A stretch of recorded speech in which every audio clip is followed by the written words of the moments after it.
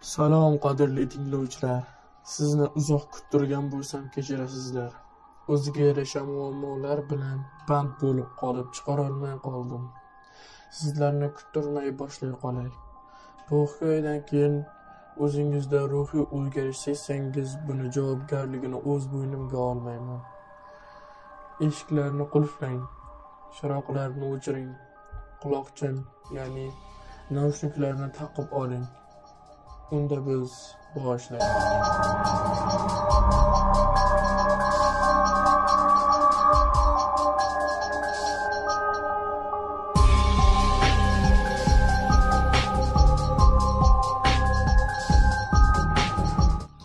Va nihoyat eshik sindi. Ichkari badbo'y hid bilan burkangan edi. Burchakdan kimdir nimadir yeyotgani aniq tiniq eshitilib turar edi. Telefon fonarini yoqdim. O'sha maxluq qo'shnining xotinini yeb turar edi. Buni ko'rib shokka tushib qoldik. Shu payt telefon chirog'i ham o'chdi. Biz tomonga qadam tovushlari eshitila boshladi.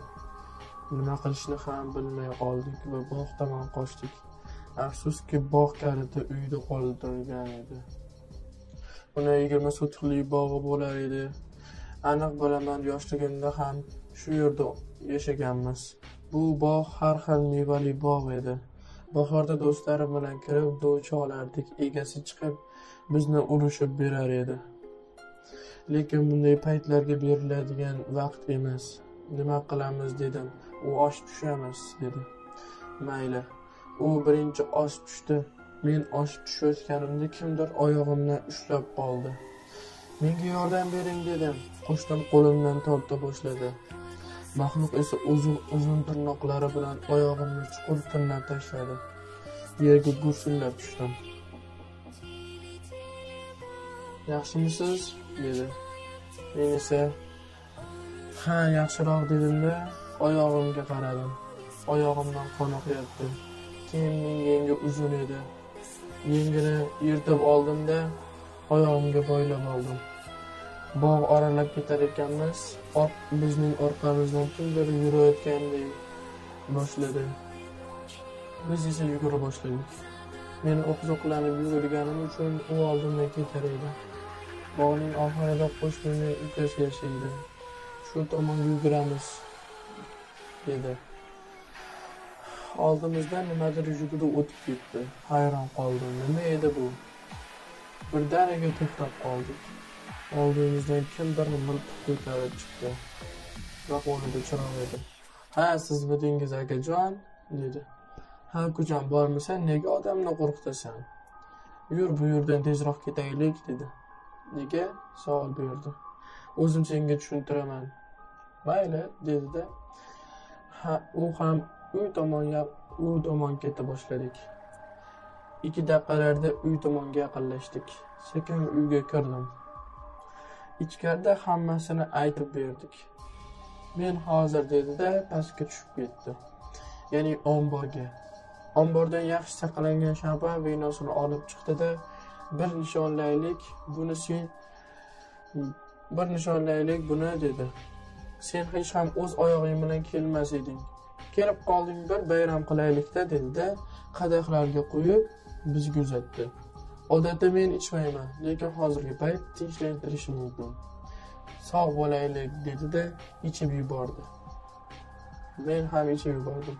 Yaxshi vino ekan, dedim. Birga suhbatlashib o'tirdik. Xotinini chaqirdi. Mariya, dedi. Lekin hech kim javob bermadi. Yana bir marta Mariya deb baqirdi va xonaga kirib ketdi. Birozdan so'ng yugurib chiqdi. Mariya yo'q bo'lib qolibdi. Shu paytga qayoqqa ketdi ekan? Bizga tikilib qoldi. Men ham hayron qoldim.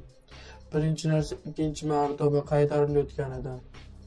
U yugurib ko'chaga chiqdi va Mariyani qidira boshladik. 25-30 daqiqalar o'tdi, lekin Mariya topilmadi. O'ylab qoldi. Bu qanday o'yin bo'ldi? Bog' tomondan qidirib yuribmiz. Yana 10 daqiqalar chamasi daraxtlar orasidan Mariyani hushsiz holda topildi. Uni uyga olib kirdik. Birozdan so'ng hushiga keldi.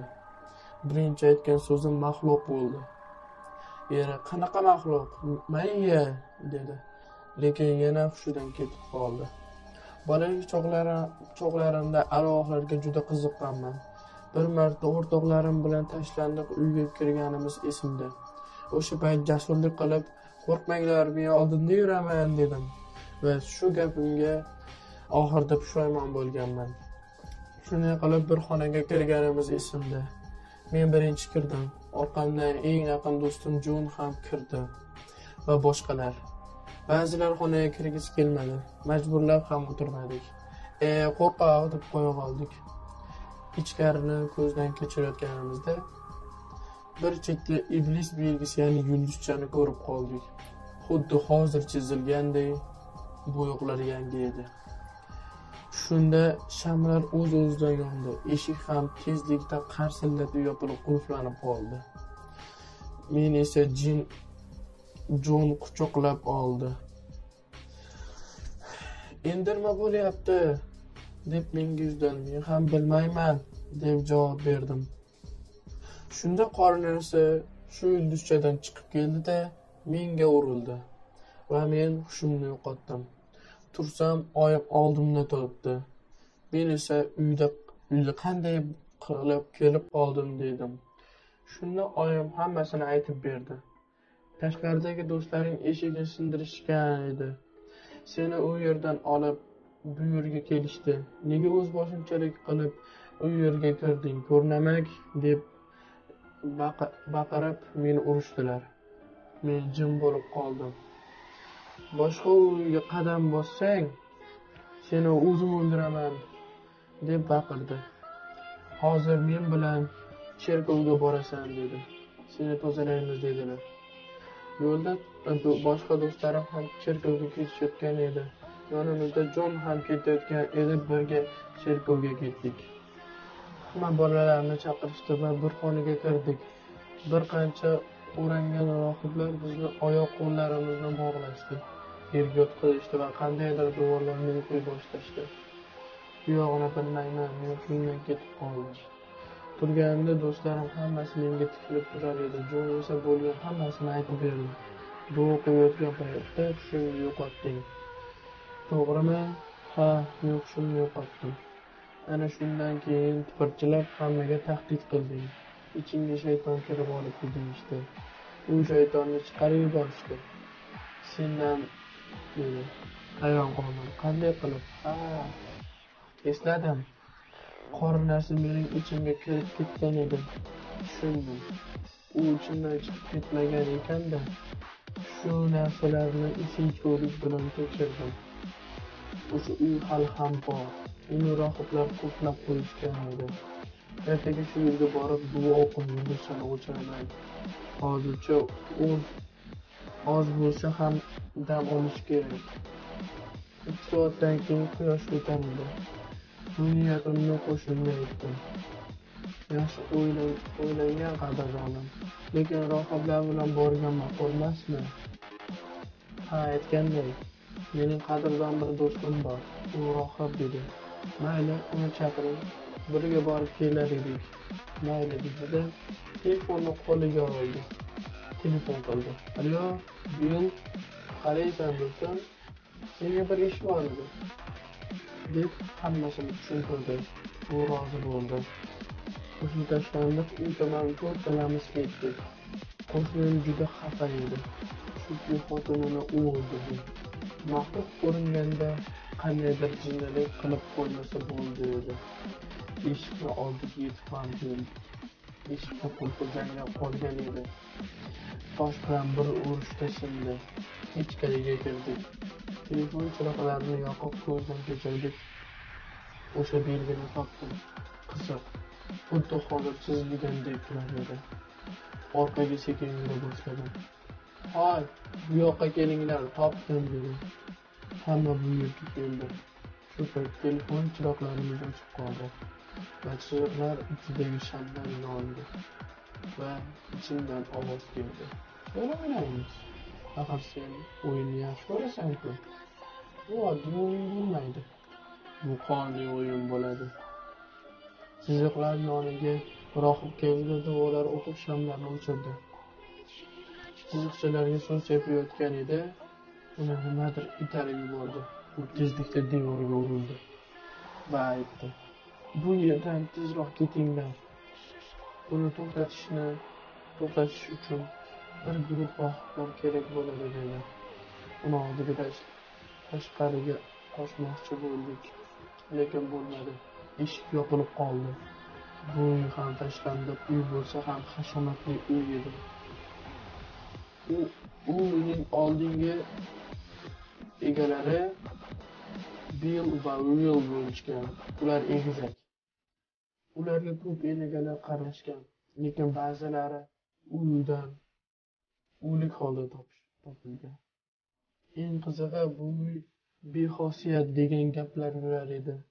Bunga parvo qilmas edik. Eshikni tepa boshladik. Eshik sindirib qochmoqchi bo'ldik. Tepa qavatdan kimdir yugurib pastga tushayotgani eshitildi. Eshikni sindirdik. Tezlik bilan uydan chiqib ketdik va orqamga qaradim. Ikkita bola menga qarab qo'lini ko'tarib, xuddi bu yoqqa chorlayotgandek qilar edi. Bu yerdan tezroq ketmasam bo'lmaydi. Yarim soatlardan keyin uyga kirdim va ishga ketish uchun tayyorgarlik ko'ra boshladim. Ketishimdan oldin bir qiziq holatga tushdim. Ko'zim tushdi. Oldin oyim yotgan xonani chirog'i yonib qolgan edi. Ichkariga kirdim. Divanda kimdir yotibdi va menga qarab xirillab yotar edi. Ko'zlari cho'g'dek yonib turadi va bo'yi ham juda uzun edi. Eshik tomonga harakatlana boshladim. Haqiqatda eshik ham tarsillab yopilib qulflanib qoldi va o'rnidan turib men tomonga harakatlana boshladi. Eshikka zarb bilan urila boshladim. Xonani eshigi oldin qo'yilgani uchun oson sindi. Tashqariga otilib chiqdim-da hovli tomonga yugurdim. Hovlidan cherkov tarafga. 5 daqiqalarda cherkov yoniga yetib keldim. Orqamga qaradim, hech kim yo'q. Cherkov yopilganiga 4 yil bo'lgan edi. Lekin hali ham uning ichida rohiblar bor. Ichkariga kirdim va bo'lgan hammasini aytdim va niyatimni ham. Ular rozi bo'lishdi. 6 ta rohib men bilan ketishdi. Yo'lda ketar ekanmiz, hammasini ipidan ignasigacha o'ylab chiqdim. Niyatim jiddiy. Men ularni yo'q qilaman va nihoyat uyga yetib keldik. Ichkariga kirdim. U yoq-bu-yoqni ko'zdan kechirishdi. Hammasi joyida. Endi o'sha belgi tomon boshlang dedi. Men olib bordim. Xonaga kirib ketishdi va duo o'qishni boshlashdi. Shunda orqamdan yana ovoz keldi. Keldikmi? Mayli, o'yinni boshlar ekanmiz-da. Unda boshladik. Hayron qoldim. Yana shu ovozlar. Rohiblar o'z ishini davom ettirishar edi. Shunda bittasining ichiga qora sharpa kirib ketdi. U esa yiqilib tushdi va hamma undan nari ketdi. U o'rnidan turdi va havoda muallaq turib qoldi. "Yo Xudoyim!" Rohiblar bu yerdan ketishmoqchi edi, iloji bo'lmadi. Yana bittasiga ham qora sharpa kirib ketdi va menga qaradi. "O'yin boshlandi. Nimani kutyapsan? Qoch!" deb baqirdi.